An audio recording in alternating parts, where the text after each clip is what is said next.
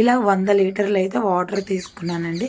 10 లీటర్లకు ఒక్క చొప్పున ఈ స్పూన్ అయితే కలిపేసి మొత్తం వాటర్ అంతా ఇలాగా తయారు చేసుకున్నాను. 100 లీటర్ల వాటర్కి 10 స్పూన్లు అండి.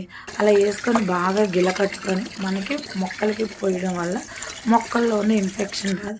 ఫస్ట్ అయితే నేను నా దగ్గర ఉన్న ఎడీనియం ప్లాంట్స్ అండి. ఇది ఎందుకని అంటారా, 1-2 మొక్కలు అయితే మనం ఎక్కడో చోట పెట్టుకోవచ్చు.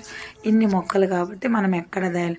ఆ వర్షానికైతే ఈ మొక్కలే కొంచెం ప్రాబ్లం అయిందండి. ఇవన్నీ కట్ చేసి తీసి ఫంగిసైడ్ రాసి ప్రతి మొక్కకి అయితే ఈ సాఫ్ట్ వాటర్ అయితే పోసాను అనమాట. ఎందుకనంటే ఫంగస్ అనేది ఇక్కడితో మొక్కకి అటాక్ కాకుండా ఉంటుంది. అలాగే ఈ మొక్కలు కూడా డ్రాగన్ మొక్కలకు కూడా ఈ ఫంగిసైడ్ వాటర్ అయితే పోసానండి. ఎందుకని అంటారా, వీటికి కూడా వాటర్ ఎక్కువైనా కూడా ఫంగస్ అనేది వస్తుంది. రాకోకుండా అయితే